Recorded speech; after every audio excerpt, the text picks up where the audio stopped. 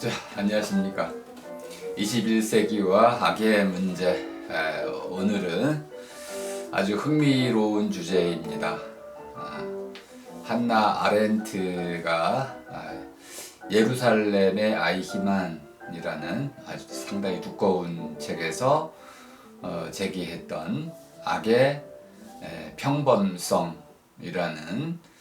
그 주제를 먼저 간단히 모두 잡기 그 개념을 설명해 드린 뒤에서 그에 대한 비판을 제기해 보도록 하겠습니다. 자, 먼저 banality of evil, 악의 평범성이라고 번역이 되는 이 내용이 무엇인지를 소개를 좀 하겠습니다. 악의 평범성 또는 평범한 악, 이렇게 우리가 이야기를 하는데요. 이따가 제가 banal이라는 말의 뜻과 평범이라는 낱말의 뜻, 이것을 설명을 좀 드리겠지만은 기본적으로 악의 평범성이라는 말은 악이 눈에 띄지 않았다, 이런 뜻입니다. 눈에 띄지 않은 어떤 그 악이 오랫동안 또 광범위하게 또 사회 전체에 스며들어 가지고 장기간에 걸쳐서 하나의 제도 차원에서 또는 문화 차원에서 지속적으로 이루어졌을 때 그 규모는 상당히 크게 진행이 되겠죠. 이렇게 눈에 띄지 않으면서도 언제나 어디에서나 있을 만큼, 이걸 그래서 흔해 빠진 그런 악을 얘기하는 것이다. 그러면 악이 평범하다고 말할 때 그 평범성의 뜻은 실제로 그 결과의 참혹함, 이런 것을 감쇄시키는 것이 아니라 반대로 이렇게 참혹한 악이 언제 어디서 누구에 의해서 자행되었는지 모를 만큼 뿌리 깊게 온 사회에 만연해 있었다, 이런 뜻으로 이해를 하시면 되겠습니다. 자, 악이라는 것은 우리에게 공포스러운 것입니다. 악당을 만나면 우린 비명을 지릅니다. 그런데 어떤 악은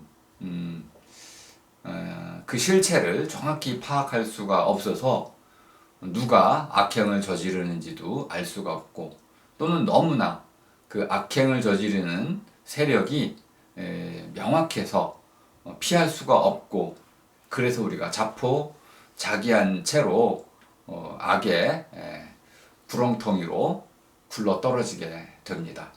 피할 길이 없기 때문에 어쩔 수 없이 악의 피해자가 되는 것이죠.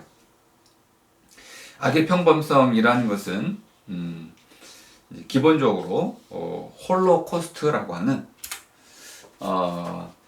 이제 독일에서 나치에 의해서 자행됐던 그러한 대규모의 60만 명, 100만 명의 유대인을 참혹하게 죽였던 인종 청소라고 얘기하는 그러한 악행을 가리키는 말입니다.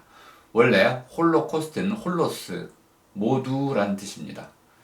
코스트라는 것은 불에 태우다, 이런 뜻이죠.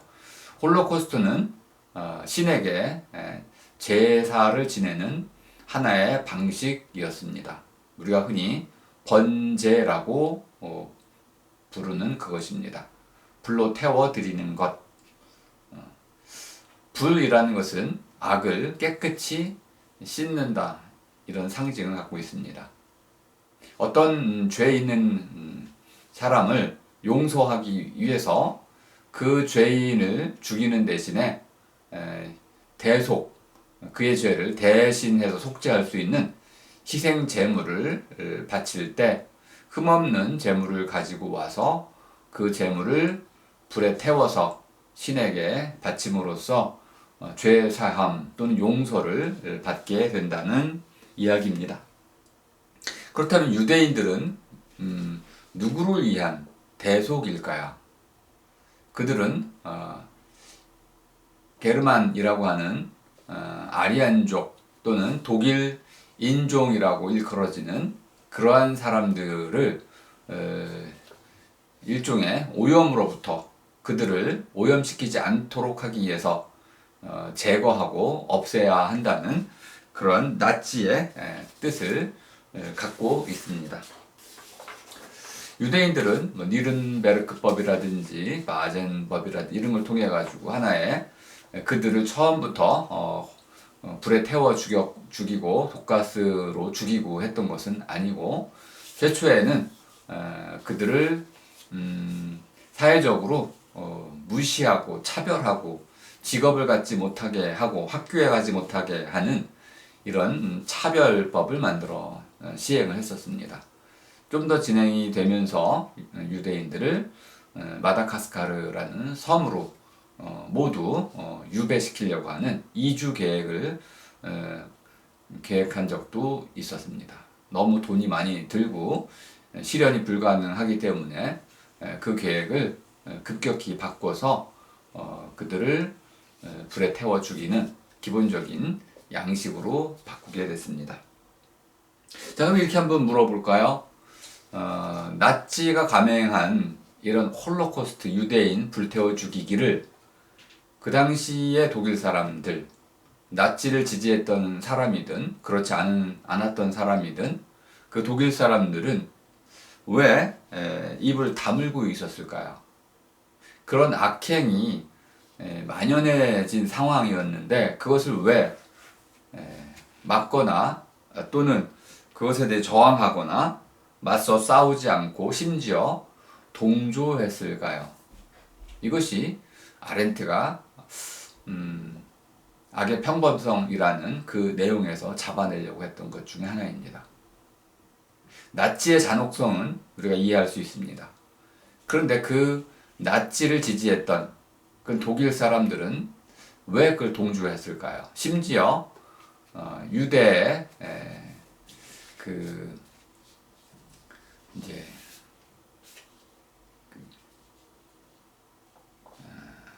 교회 이런 유대교에서도 나치에 협력하고 유대인들을 죽음으로 몰고 가는 이런 일에 협조했습니다.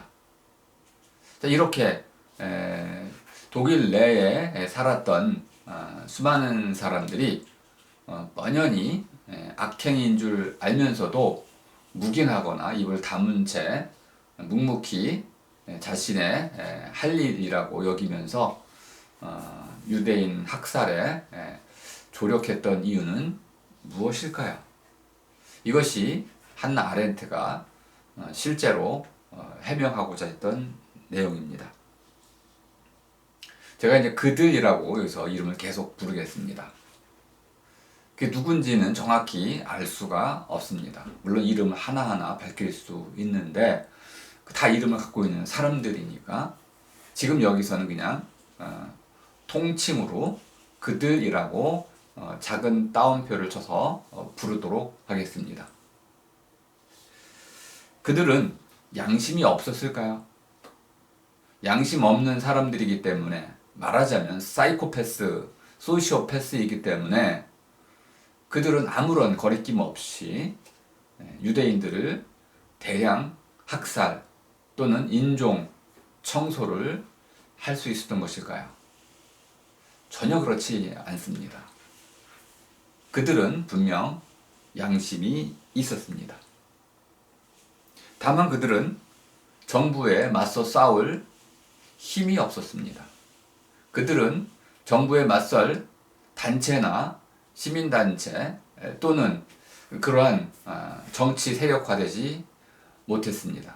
하나의 모래알처럼 낱낱이 흩어져 있을 뿐이고, 반대로 나치 당원들에 의해서 끊임없이 감시당하고 그리고 그들이 자신들에게 어떤 피해를 끼칠까봐 두려움에 떨었으며, 더 나아가서 마지못해서 수동적으로 소극적으로 나치에 협력했던, 또 조금 더 나아가면 우리가 흔히 말하는 작은 콩고물이라도 자기의 조그만 이익이라도 놓치지 않기 위해서 나치에 협력했던 사람들입니다. 아렌트는 이것을 전체주의의 충동이라고 부르고 있습니다. 개인주의에 반대되는 것입니다.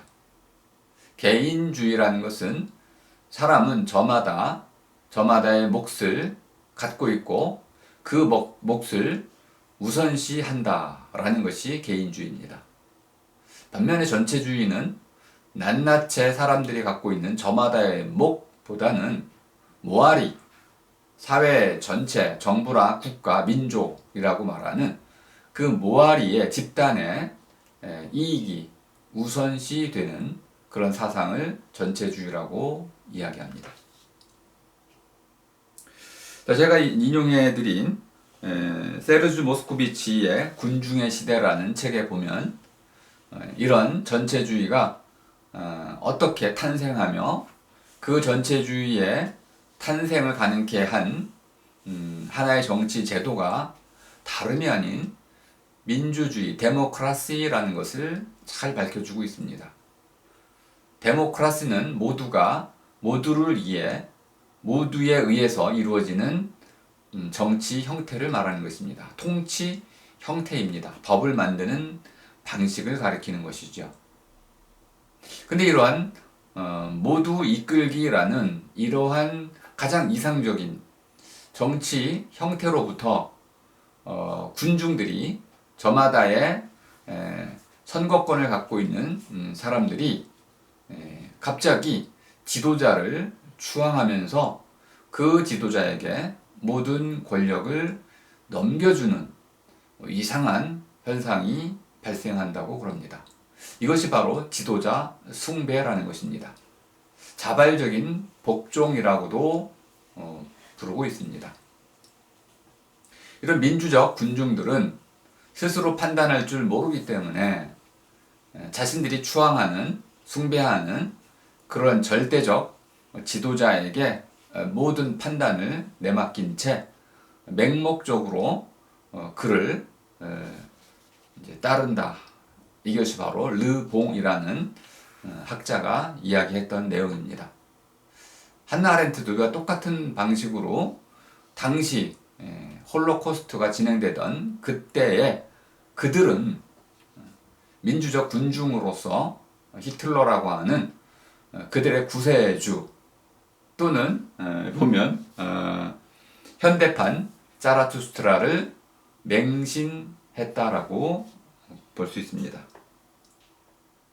저는 이러한 그 민주적 군중을 개미 사람이라고 부르고 있습니다. 사람은 사람이지만 개미 사람, 그들에게 주어진 기능과 역할은 분명히 주어져 있습니다. 하지만 그들은 자신이 왜 그 일을 해야 하는지, 그것의 의미는 무엇인지, 그 일이 정말 옳은 것인지 등에 대한 판단은 할 수 없이 무조건적으로 자신의 역할에 충성을 다하고 있습니다. 아렌트는 이러한 전체주의 망령이 아이히만을 탄생시켰다. 이렇게 보고 있습니다. 자, 전체주의의 망령이라는 것은 기본적으로 우리가 특정한 이념, 민족이 됐든 또는 자본주의적 돈이 됐든 또는 권력이 됐든 또는 혁명이 되었든 그 무엇이 되었든지 간에 그 하나의 목적 또는 꿈, 목표를 향해서 모두가 그것을 추구해야 한다고 강제하는 순간 생겨나는 것입니다. 이런 전체주의에 휩쓸리게 되면 거기에 동조하지 않는 사람들은 결국 비난과 또 다양한 피해를 감수해야 되겠죠.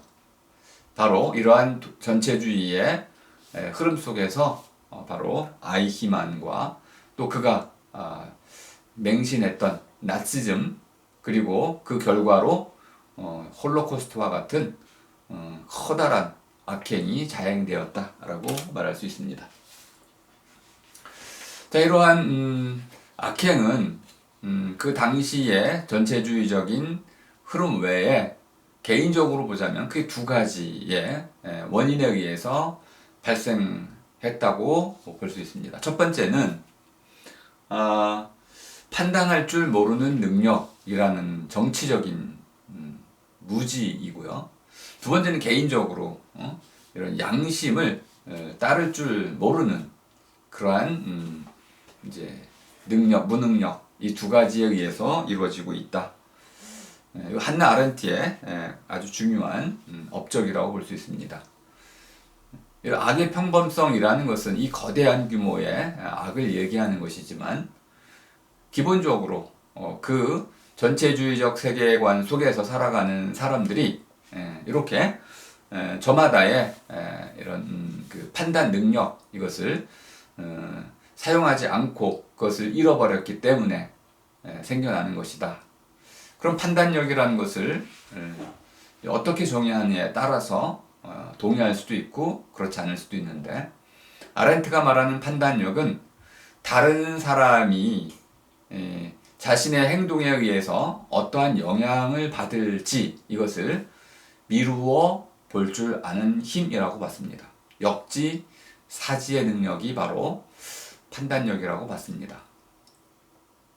그러니까 좀 우리가 보기에 일상적으로 판단력 하면 옳고 그름을 분별한다고 이해하고 있는데 아렌트는 좀 독특한 방식으로 판단력을 이해하고 있습니다. 내가 어떤 행동을 했을 때 그 행동이 다른 사람들 또는 우리 모두에게 어떠한 영향을 미칠지를 미리 미루어 살필 줄 아는 능력 이것을 판단력이라고 봤습니다.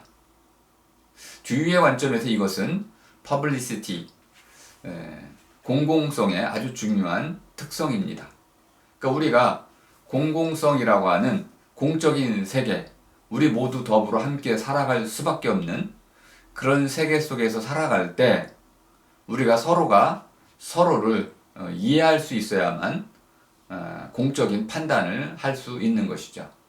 그러니까 한나 아렌트가 말하려고 하는 것은 우리가 이렇게 함께 더불어 살아가는 세계에서 다른 사람들이 나에게 어떤 영향을 받으며 또 나 또한 그들에게 어떤 영향을 받는지를 서로 이해할 수 있는 능력을 갖춰야 한다. 이거 토론의 능력이 됐든 말하기 능력이 됐든 공감 능력이 됐든 이런 식으로 서로가 서로를 이해할 줄 아는 능력 이것이 곧 판단력이라고 말할 수 있겠습니다. 자, 그런데 이러한 판단력을 잃어버리면 우리는 다른 사람이 뭐라고 생각하든지 상관없이 마음대로 행동할 수 있게 된다는 것입니다. 저는 이 부분 좀 공감이 좀 됩니다. 우리가 이제 지하철 또는 공공장소에서 아무렇게나 행동하는 사람들을 가끔 볼 수 있습니다. 그들은 분별력이 좀 떨어지는 사람들입니다. 다른 사람이 어떻게 생각하든 신경 쓰지 않는 것이죠. 남들이 불쾌해도 그것을 아랑곳하지 않은 채 자신의 입속만 챙기려 하는 사람들이 있습니다. 곳곳에서 이런 일들이 벌어지면 우리는 서로 신뢰와 다음에 그 편리성을 잃어버리게 됩니다. 이렇게 서로에 대해서 관심을 갖지 않을 때 우리는 이것을 양심이 없는 사람이다 이렇게도 표현할 수 있습니다. 흔히 이제 홉스나 셰익스피어를 이제 들먹거린다면 양심이라는 것은 마치 1000명의 증인과 1000개의 혀와 같다. 다른 사람의 목소리 이것이 곧 양심이다. 우리가 흔히 칸트를 따라서 양심을 이런 법정이라고도 이해하는데 내면의 목소리 이렇게도 이야기하는데 양심이라는 것이 자기 마음 속마음에서 울려 퍼지는 그러한 소리가 아니고 아주 간단히 다른 사람의 목소리, 다른 사람의 생각이 곧 양심이다. 이렇게 서로가 서로의 양심이 되어줄 때 우리는 올바른 양심을 가질 수 있다는 뜻으로 이해가 됩니다. 양심이라는 것은 기본적으로 다른 사람을 전제로 한 개념이라는 것을 알 수 있습니다. 양심을 못 쓴다, 양심을 쓰지 않는다라는 것은 다른 사람을 무시한다, 이렇게 이해하시면 되겠습니다. 자, 양심이 없는 사람은 결국 나와 남을 존중하지 않는 사람입니다. 그리고 나서 더 나아가서 그들은 결국 자기의 이속만을 챙기려 하기 때문에 모든 사람들을 자신의 이익을 달성하기 위한 수단으로, 도구로 취급할 따름입니다. 그렇기 때문에 그들은 남들을 아무렇게나 마구 취급하고, 그런 사람들이 권력을 쥐는 순간 아주 커다란 규모의 악이 저질러진다고 봤습니다. 자, 아이히만은 그런 의미에서 판단력이 좀 떨어졌고, 유대인에 대한 판단력이 떨어진 것이고, 또 유대인을 남으로서 존중하는 이러한 양심이 좀 부족했다, 이렇게도 말할 수 있겠습니다. 자, 이 사진이 좀 끔찍하긴 한데요. 이 사진의 가장 중요한 특징은 두 세계가 분리됐다는 것입니다. 하나는 사람들 앞에서 벌거벗긴 채 일렬로 서서 수용소로 끌려가는 유대인 여성들의 모습이고요. 나머지는 군중의 이러한 침묵 가운데서 마치 관음증 환자들처럼 그들을 지켜보는 그런 민주적 군중들입니다. 이게 두 세계는 완전히 분리되어 있습니다. 자칫 이쪽으로 넘어간다면 이 사람의 운명은 그 순간 뒤바뀌는 것이죠. 이게 보이지 않는 하나의 선이 그어져 있고, 그 선을 통해서 한쪽은 극단적인 악의 피해자가 되고, 또 한쪽은 소극적이고 무기력한 악의 가해자가 되는 이런 이상한 어떤 시스템이 하나 창조가 된 것입니다. 이 시스템 안으로 들어가면 누군가는 피해자가 되어야 되고, 누군가는 가해자가 되어야 합니다. 다른 선택은 없습니다. 이것이 바로 시스템 악이라고 말할 수 있는 것입니다. 이런 제도 폭력이 가해지면 많은 사람들은 자포자기합니다. 자포라는 것은 내가 무엇인가 저항해도 그건 쓸데없는 거야. 나는 그런 힘이 없어. 이렇게 해가지고 모든 것을 이제 어떠한 행동도 부질없는 것으로 여기는 것, 이것이 자포입니다. 자기라는 것은 결국은 그것을 물리치려고 하는 근본적인 마음까지 잃어버리는 것, 이것이 이제 자기입니다. 그러니까 자포자기는 하나의 짝을 이루는 말로서 결국 자포자기한 사람은 자기 삶을 살아가기 위해서 자기가 저지르는 수많은 악들을 합리화하고 정당화합니다. 양심을 지킬 수 없기 때문에 이렇게 이 시스템 안에 가해자가 될 것이냐 피해자가 될 것이냐라는 두 가지 갈림길에 갇힌 사람들은 스스로 나는 어쩔 수 없어, 누구나 다 그렇게 할 수밖에 없지, 너도 나 같은 상황이라면 그런 악을 저지를 걸, 이렇게 자기를 합리화하는 것. 그리고 나는 나에게 주어진 일을 성실히 최선을 다해서 수행한 죄밖에 없어. 그게 죄니? 나는 최선을 다해서 살았어. 자기의 정당화를 하는 것입니다. 이렇게 하다 보니까 합리화와 정당화를 거치면 결국 선과 악의 경계가 흐릿해지고 맙니다. 어디까지가 선이고 어디까지가 악인지 이것을 잘 모르게 되고, 그 뒤에는 우리 경제 공동체가 돼서 서로서로 이런 이익에 무리짓기를 해 나가게 됩니다. 이렇게 이익에 무리짓기가 되면 그 뒤에는 선악의 문제를 완전히 떠나서 우리냐 적이냐 라고 하는 이분법적 사고가 등장하게 됩니다. 자, 아이히만의 경우에는 자기 자신을 이런 거대한 시스템 톱니바퀴의 한 작은 톱니다라고 이해를 했습니다. 자신은 공무와 의무를 다했을 뿐이다. 당시에 법률로 정해져 있던 그러한 유대인을 이주시키거나 또는 그들을 최종 해결책이라고 하는 홀로코스트를 시키는 그 일을 주어진 법률에 따라서 자기는 수행했을 따름이다. 자기는 그래서 무죄라는 것입니다. 자신은 결코 독일의 법에 따르자면은 범죄를 저지른 적이 없다고 주장했습니다. 심지어 그는 그런 공로로 나치의 칭찬까지 받게 됩니다. 자, 그런데 이러한 법에 의해서 집행되는 눈에 보이지 않는 이러한 제도 또는 시스템, 법 이런 것들은 도대체 그 자체로 저절로 돌아가는 것일까요? 아니면 결국 그것은 누군가 사람에 의해서 돌려줘야만 되는 걸까요? 시스템이 돌아가기 위해서는 아주 중요한 자리마다 그것을 돌려야 하는 사람들이 있어야 됩니다. 그들은 분명 그 시스템이 돌아간 뒤에 생겨나는 끔찍한 결과들을 분명히 알고 있었습니다. 근데 그들이 한번 그 시스템에 들어가게 되면 마치 더럽혀진 손처럼 그 일을 멈출 수가 없게 됩니다. 그들은 마치 자신들을 거대한 이런 톱니바퀴의 시스템의 한 부품인 것처럼 자기 자신을 정당화합니다. 하지만 이 시스템은, 거대한 시스템은 수많은 사슬들로 이루어져 있고 그 사슬들마다 고리고리 이어져 있습니다.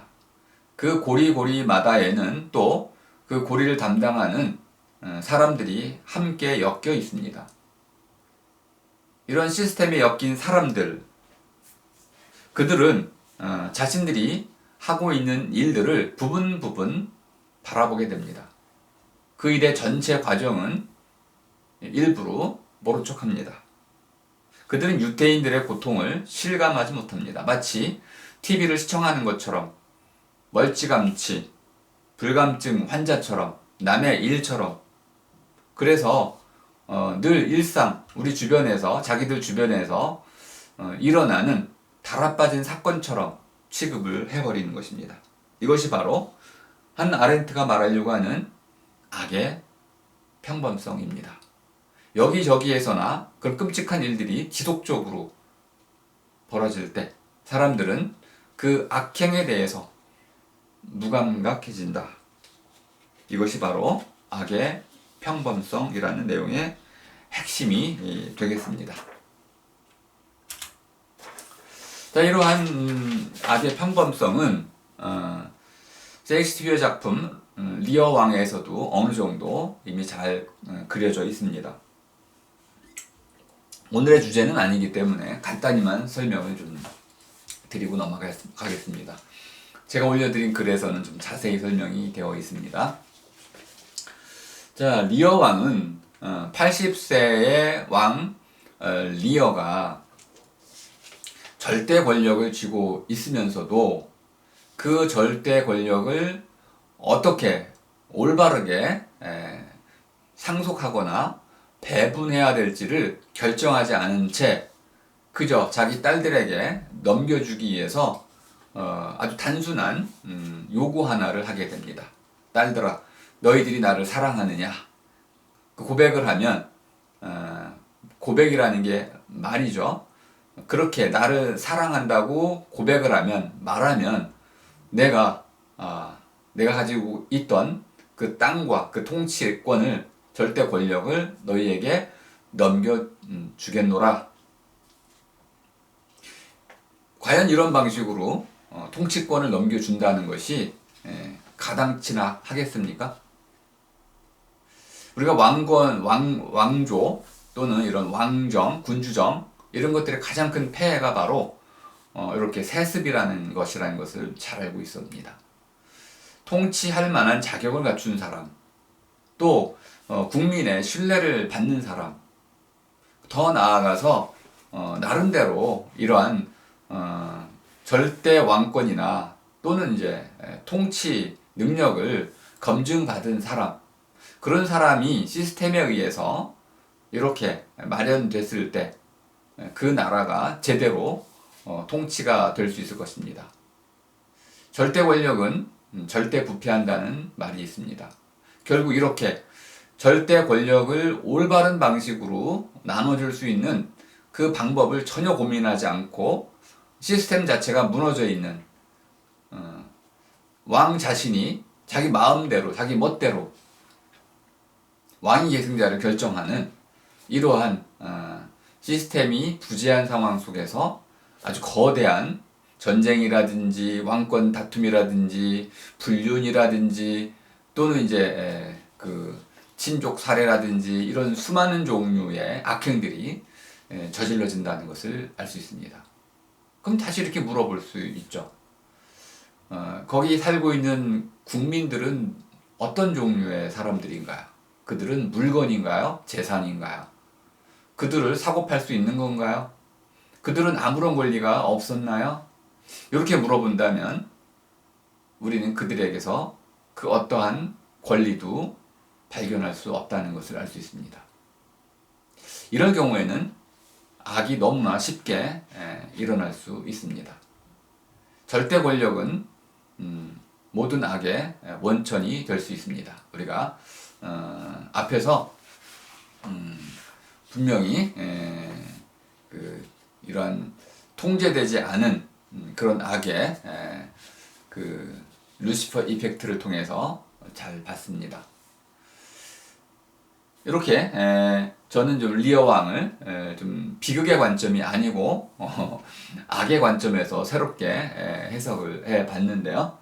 결국 저마다 리어 왕을 포함해서 주인공 전체는 저마다의 몹쓸 꿈을 추구합니다.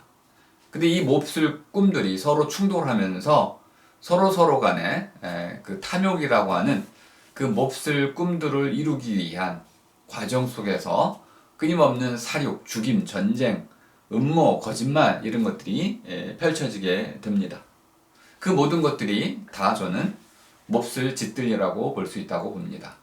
그러니까 비극이라는 것은 우연히 일어날 수도 있지만은 이렇게 악행, 몹쓸 짓들의 어떤 연쇄적인 과정을 통해서 일어나기도 한다.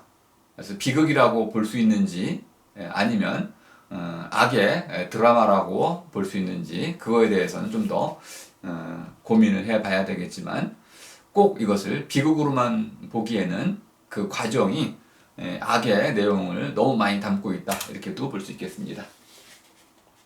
자, 그럼 이제 1부를 여기서 마치고 이제 제가 심혈을 기울였던 2부로 넘어가도록 하겠습니다.